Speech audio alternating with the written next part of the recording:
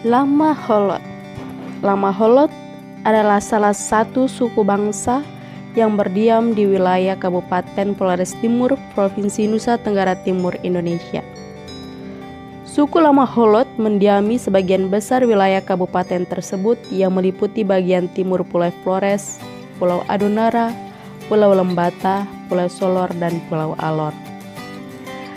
Dalam kabupaten ini, mereka hidup berdampingan dengan kelompok-kelompok lain seperti orang Kedang bersama dengan kelompok pendatang seperti Bugis, Makassar, Buton, serta keturunan Cina.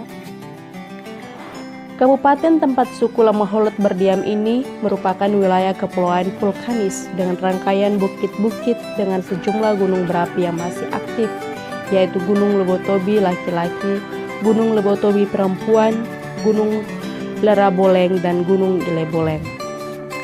Letak geografis wilayah kabupaten ini berdampak pada klimatologi, yakni mengalami dua musim seperti daerah-daerah lain di Indonesia, yaitu musim kemarau dan musim hujan. Adapun pemanfaatan lahan berupa tanah sawah, tanah pekarangan, tanah tegalang, hutan, perkebunan, perikanan, peternakan dengan sumber daya air umumnya berada pada kawasan hutan. Data demografi penduduk Lama Holot. Pada tahun 2017, jumlah penduduk Kabupaten Flores Timur diproyeksikan sebanyak 251.611 jiwa. Belum ada data yang pasti berapa jumlah orang Lama Holot di antara jumlah penduduk kabupaten ini seperti tersebut di atas. Namun, dapat dipastikan bahwa orang Lama Holot merupakan bagian mayoritas dari keseluruhan penduduk yang ada di kabupaten tersebut.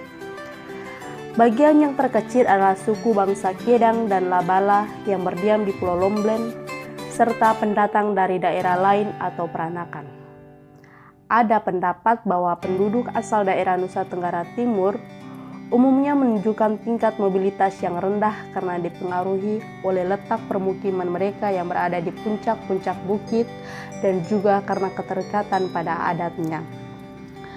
Namun orang Lama Holot tingkat mobilitasnya lebih tinggi, yaitu banyak berada di luar daerahnya sendiri, sehubung dengan ragam mata pencaharian mereka, yaitu sebagai petani, nelayan, pedagang, dan juga pelaut.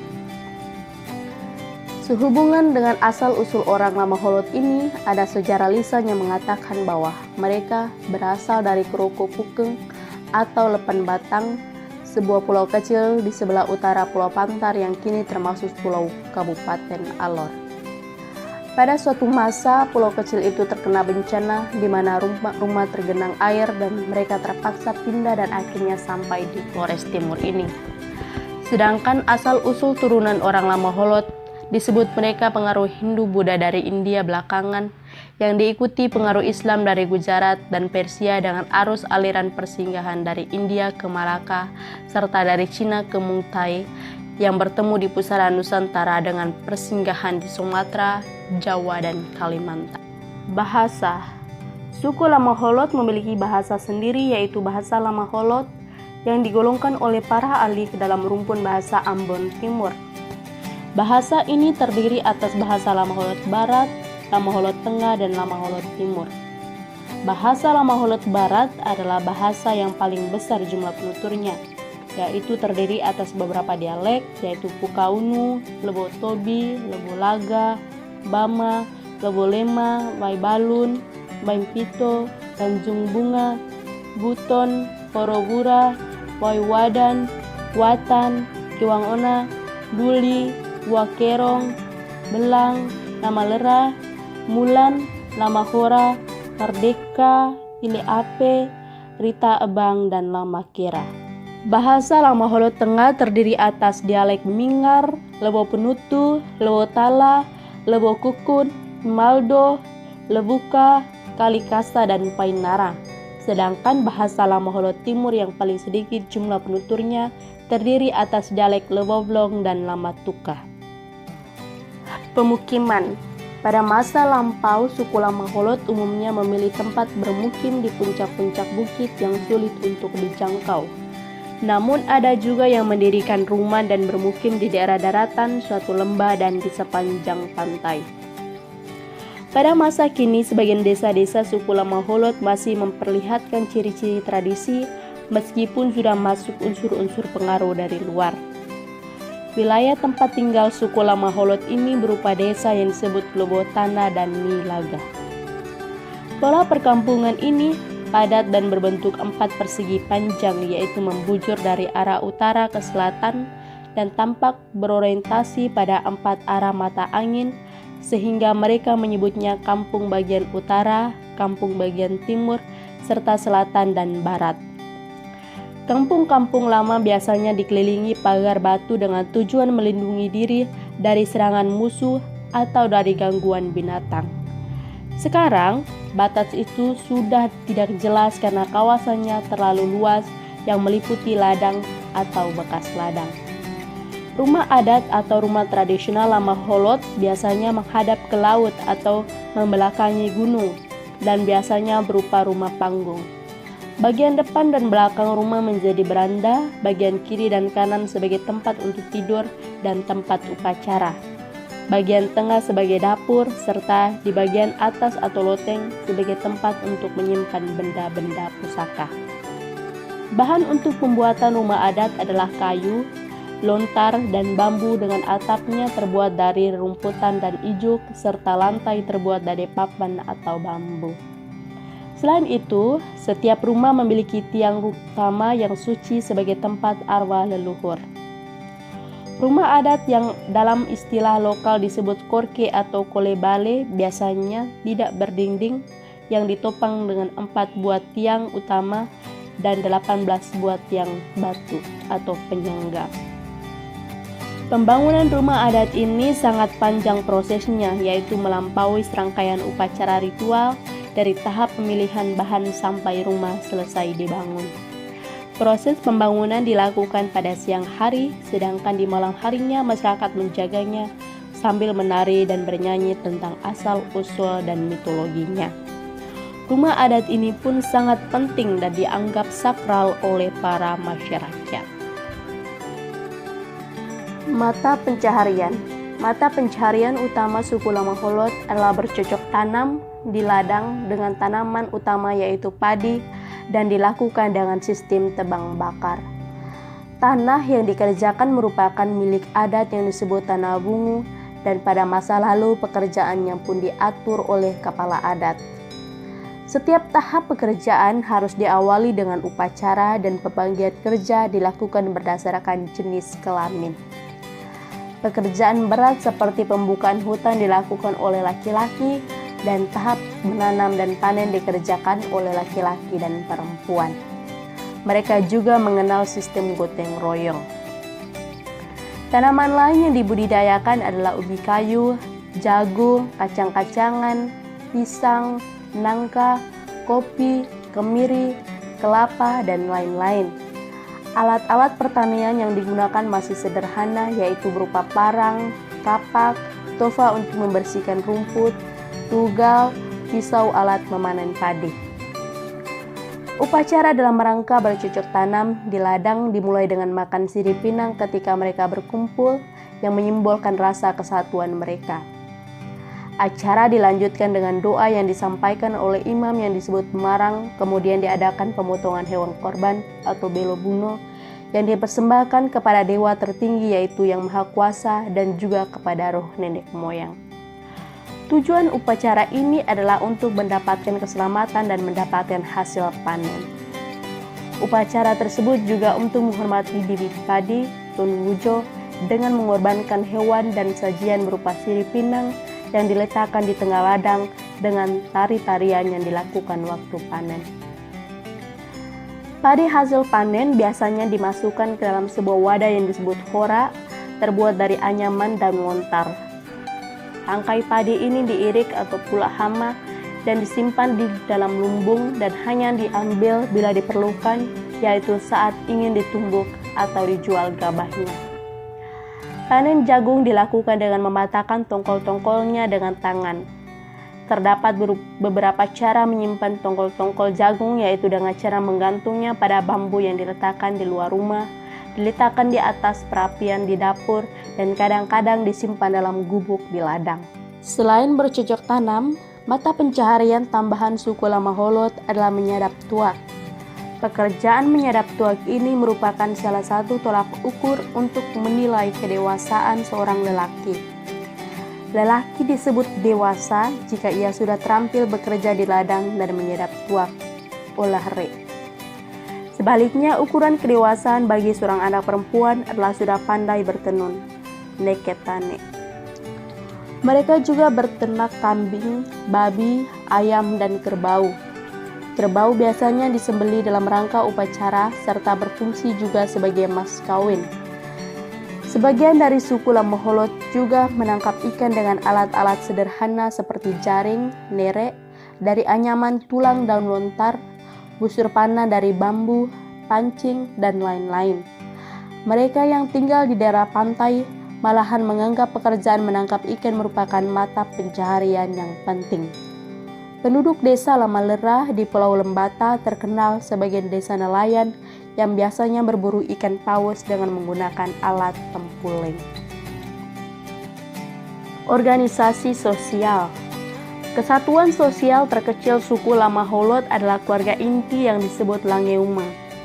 Beberapa Langeuma bergabung membentuk suatu kesatuan keluarga lebih luas yang disebut Manuk One atau Amang. Gabungan Manuk One membentuk klan yang disebut Nuanewa atau Wungum. Prinsip keturunan menganut sistem patrilineal, khususnya dalam pemujaan dan penerimaan harta warisan. Dalam keluarga inti, ayah lebih banyak berfungsi sebagai pengambil keputusan. Anak laki-laki dibiasakan mengikuti upacara-upacara adat. Anak laki-laki bertanggung jawab terhadap saudara perempuannya, dan hubungannya anak laki-laki dengan ibunya biasanya terjalin erat.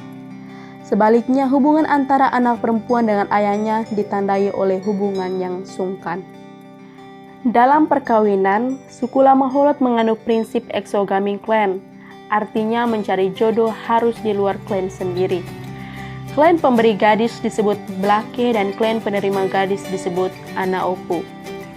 Adat menetap sesudah nikah adalah tiri lokal, di mana pasangan pengantin akan menetap di sekitar kediaman kerabat suami. Salah satu syarat dalam perkawinan adalah mas kawin yang menandai bahwa si gadis telah keluar dari klannya dan juga sebagai alat mempererat hubungan kekeluargaan. Mas kawin berupa gading atau bala dengan bermacam-macam ukuran. Semakin besar ukuran gading itu tentu semakin baik. Yang menentukan besar kecilnya mas kawin itu adalah saudara laki-laki dari ibu si gadis atau nana dan orang tua serta saudara laki-laki si gadis atau naama. Apabila mas kawin belum dilunasi, maka sang suami harus tinggal dan bekerja di rumah orang tua istrinya. Suku bangsa Lama Holot juga mengenal sistem pelapisan sosial berdasarkan prinsip keturunan dari klan yang dipandang lebih senior. Ada 3 lapisan sosial, yaitu lapisan bangsawan atau taat kebelen, lapisan rakyat biasa atau atta kebelen, dan lapisan budak Aziana.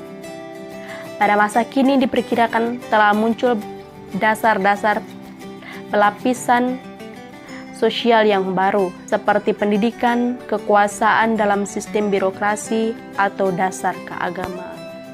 Agama dan kepercayaan. Suku Lama Holot menganut agama Katolik, Kristen, dan Islam. Agama Islam diduga lebih dahulu masuk ke NTT umumnya.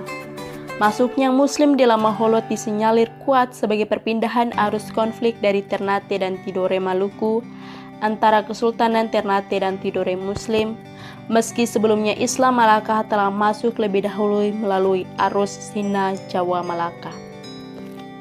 Perkembangan agama Islam itu dimulai di daerah pantai Pulau Solor dan Alor. Daerah Solor dan sekitarnya merupakan bandar penting. Pada waktu Portugis datang, Pulau Solor telah dikuasai oleh penganut agama Islam.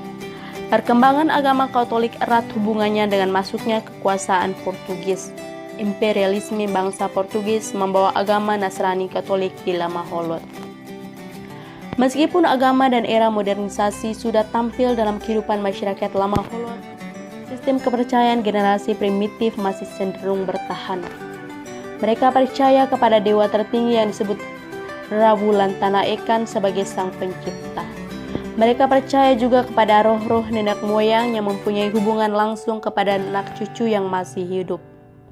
Hal ini menyebabkan mereka mempunyai suatu tradisi pemberian bayi yang baru lahir dengan nama salah seorang nenek moyangnya.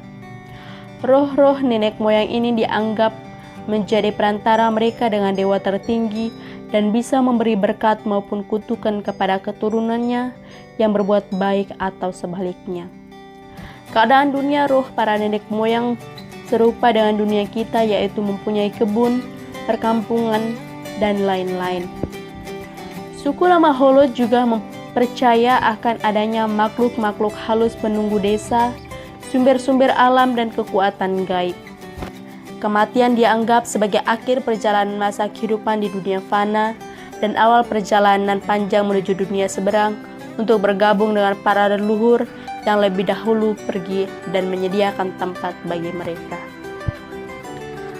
Pemujaan dewa tertinggi, roh nenek moyang, dan makhluk halus diwujudkan dalam bentuk upacara-upacara yang biasanya dilakukan dalam rumah ibadat. Rumah ibadat mereka yang disebut Korke dan Nubanara merupakan bangunan megalitik berbentuk menhir dan dolmen. Lambang wujud tertinggi dalam agama asli suku bangsa di Flores Timur adalah tiang kayu suci yang disebut Rieli Manwana atau tiang tangan kanan. Biasanya terdapat dalam Korke maupun rumah adat kepala suku atau rumah penduduk umumnya. Orang biasanya berdiri di depan tiang suci ini untuk memohon berkat atau perlindungan Rawulan Tanah Ikan.